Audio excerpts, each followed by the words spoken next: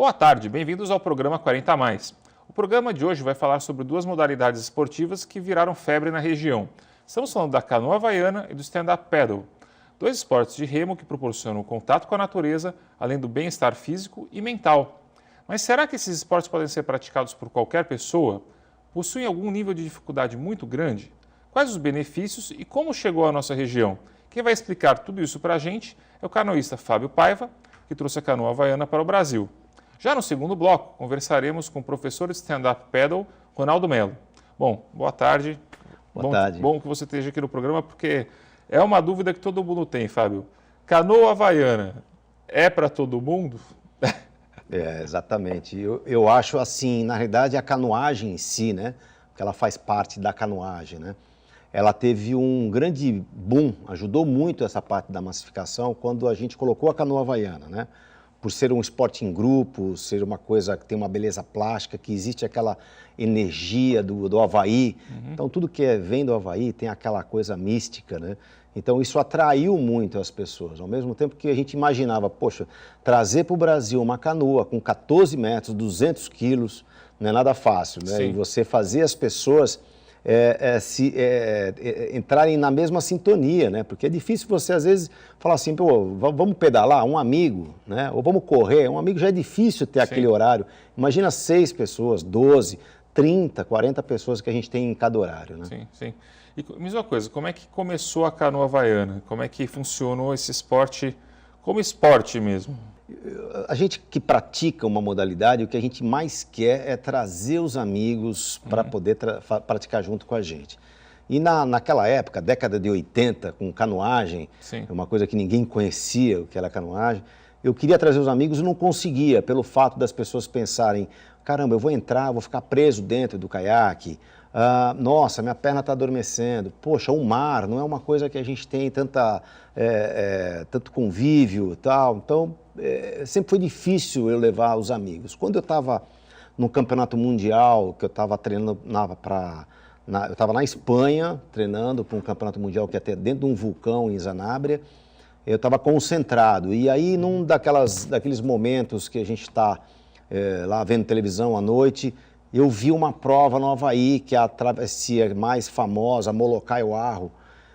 E aí, quando eu olhei aquilo, um monte de canoas havaianas, eu comecei a identificar da seguinte forma, poxa, essa é uma canoa que eu posso colocar os meus amigos, vão estar todos sob minha proteção ali, né? E eu vou conseguir levar os amigos, porque a parte difícil era assim, eu entrava com 2 amigos, um virava lá atrás, você ficava preocupada, o outro também já estava virando e você ficava naquele...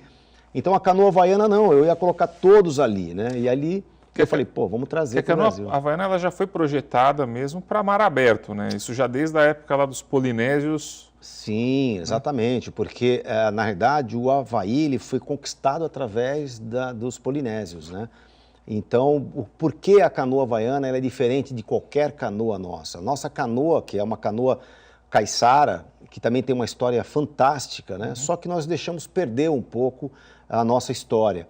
E os havaianos não, eles colocaram a canoa havaiana como uma coisa muito mística, uma coisa muito sagrada. Por que ele tem aquele flutuador lateral? Por causa da característica das árvores do Pacífico, da Polinésia, do Havaí, que são árvores, troncos estreitos e compridos.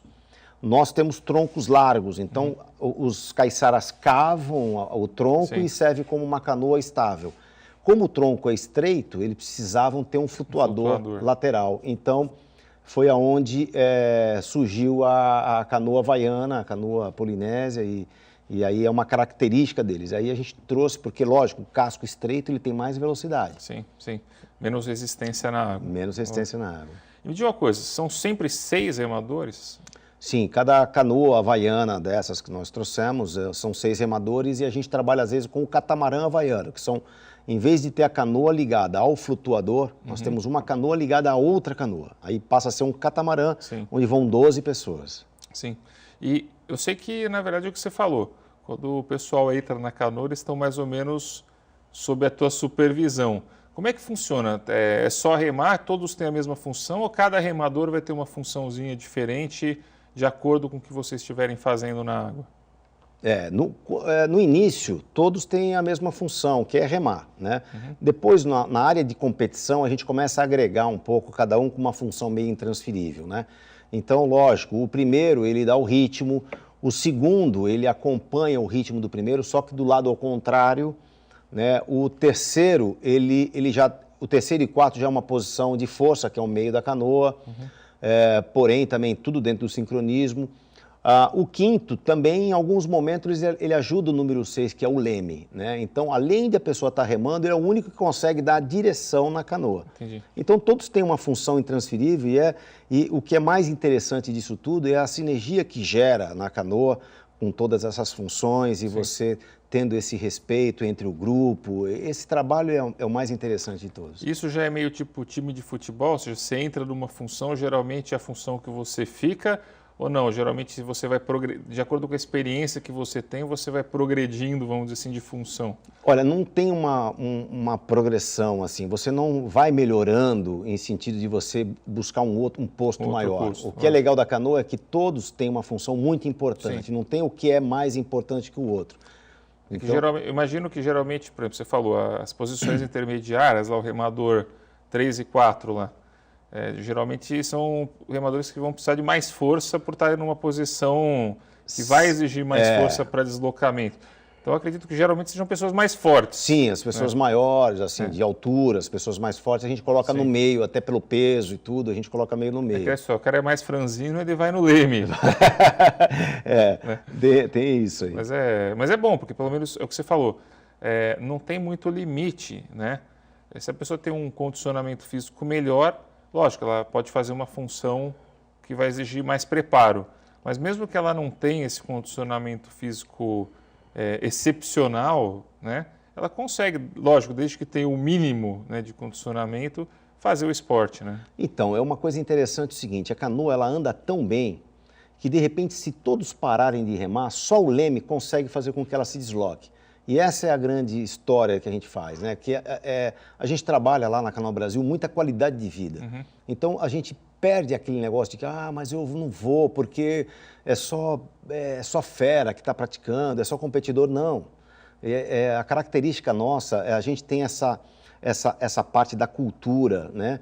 De você integrar, de você se sociabilizar, de você fazer o contato com a natureza através de um grupo, através de você estar remando, flutuando, né, se deslocando com a força do próprio corpo. Então, isso é uma coisa interessante que você vai ver na mesma canoa um senhor de 70 com um moleque de 16, 17, entendeu? Sim. Tudo falando a mesma linguagem. Então... Hoje, por exemplo, existe muito atleta atuando profissionalmente, por exemplo, acima dos 40 anos de idade, assim, ou não? O pessoal que geralmente faz competição é pessoal mais novo mesmo? Não. Você tem hoje, na área competitiva, você tem várias categorias de idade, então nós vamos dizer assim, 50 a mais, entendeu? Sim. E é interessante, porque você hoje tem aí incentivo de Bolsa Atleta, e a Canoa Havaiana entrou nessa de Bolsa Atleta. Sim. Então tem gente competindo para adquirir título, sim, né? Sim. Então é interessante isso. E assim, você criou o Clube de Canoa Havaiana, né, aqui em Santos, foi o primeiro lugar que teve que você, assim, semeou a ideia da canoa havaiana, mas hoje já tem uma abrangência grande pela região toda, né? Quais são os lugares hoje aqui na região que você tem a atividade de canoa havaiana? O que aconteceu com a canoagem e a canoa havaiana em si, que veio depois, eu identifiquei Santos como grande potencial natural para isso. Sim. Eu acho que a Santos já tem essa característica como grande celeiro de atletas de outras modalidades. Então, o que é mais interessante nisso tudo é que a parte náutica, nós temos uma Bahia fantástica. Eu sou suspeito para dizer que eu sou apaixonado por Santos, tanto é que a canoa havaiana chegou por Santos, ela foi fabricada pela nossa empresa, que é em Santos, e o primeiro clube em Santos, os primeiros circuitos de canoagem, tudo foi feito em Santos. Então, o que acontece? Santos é um lugar propício para o esporte e a gente fez ele crescer a partir daqui. Hoje é referência no Brasil inteiro. Então nós podemos dizer assim, só em Santos nós ajudamos parceiros, alunos nossos que se tornaram instrutores, nós temos 4 núcleos em Santos. Nós temos 36 núcleos montados por nós no Brasil inteiro. Recentemente, agora o ano passado, nós montamos também em Aruba, com um parceiro nosso santista, que é Ulisses, um cara que foi muito conhecido aqui durante o tempo que ele morou aqui, e ele hoje toca lá em Aruba como a gente capacitou os instrutores e hoje ele toca como turismo. Ele gerou um negócio em Aruba, porque ele trabalha com turistas. Então, hoje nós temos 36 núcleos, dentro deles nós podemos dizer assim, estados como Distrito Federal, Espírito Santo, Salvador, Bahia, nós temos aqui São Paulo, Rio de Janeiro, Minas Gerais, quer dizer, Rio Grande do Sul. Então nós temos hoje na faixa de 8 estados, trabalhando a canoa havaiana como um veículo, uma ferramenta de integração e também de competição. Sim, falando em competição, a gente vai para um breve intervalo, mas no último bloco a gente volta para falar um pouquinho sobre a volta da Ilha de Santo Amaro e umas coisas mais competitivas aí. Tá. Temos aqui o Fábio, né? Temos também o Ronaldo para falar um pouquinho mais sobre os dois esportes. São duas modalidades que são primas, vamos dizer assim, né? Sim, e nós praticamos as duas. Então, se eu falar do stand-up, o Fábio falar, eu falar da canoa, o Fábio falar, a gente vai estar falando mutuamente. Me conta um pouquinho sobre a volta da Ilha de Santo Amaro. Quando que é, como é que é esse campeonato? Ele está ganhando expressão nacional, internacional? Como é que está sendo? A ideia da prova foi criar uma competição para o atleta, né? Porque existe a competição que é para o público e a competição que é para o atleta, né? Sim. O público é aquela prova que tem boias e fica ali naquele trecho onde o próprio público começa a interagir. A nossa prova, essa prova da Volta a Santo Amaro é para o atleta, que é uma prova longa. Ela tem o mesmo formato da maior prova do mundo, que é a travessia de Molokai até o Arro, no Havaí, que eu fiz. Então eu faço mais ou menos uma cópia dela, sendo que lá ainda é uma quilometragem menor. Nós temos 75 quilômetros, que é a Volta a Santo Amaro, é considerada a maior prova do mundo hoje. E a gente faz no mesmo perfil, ou seja, a gente dá a largada e cada equipe na canoa tem 6 remando e mais 3 em cada barco de apoio, que é contratado pela sua própria equipe. Então, depois de meia hora de prova, esse barco de apoio ultrapassa a canoa, despeja os 3 atletas, sai de circuito, a canoa passa, aí em movimento 3 pulam, 3 entram. Entendi. E continua a prova e o barco recolhe os 3, alimenta, hidrata e prepara a estratégia para a próxima troca. Então vai revezando.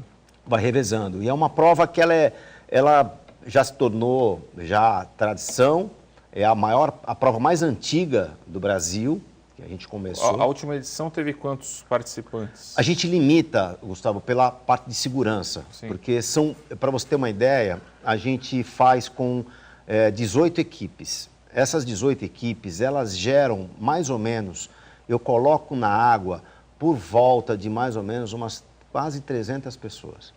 É muita gente, sim, entre apoio, staffs, entre equipe das próprias equipes, a imprensa, barco de imprensa e tudo, a gente coloca muita gente. Então, paramotores. Paramotor, que a gente coloca para fazer filmagem aérea. Sim, sim. Então, é muita gente. Então, a parte de segurança a gente vai limitando, aos poucos nós vamos aumentando. Esse ano, que a prova vai ser final de outubro, a gente pretende colocar na faixa de 20 equipes. A gente vai aumentando gradativo.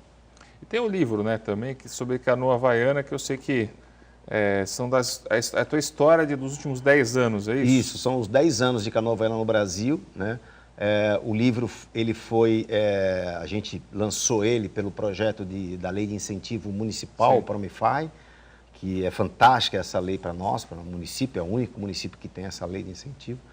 E bastante interessante porque a gente relata de uma maneira bem simples, em 2 idiomas, muita imagem fotográfica e esse livro ele foi enviado para várias entidades de todo mundo, né? Do Havaí, Nova Zelândia, Austrália, então Tahiti. E aí hoje o que acontece? É um grande legado para nós, né? Sim. Tendo Santos como referência de toda essa história que está acontecendo no Brasil. Sim.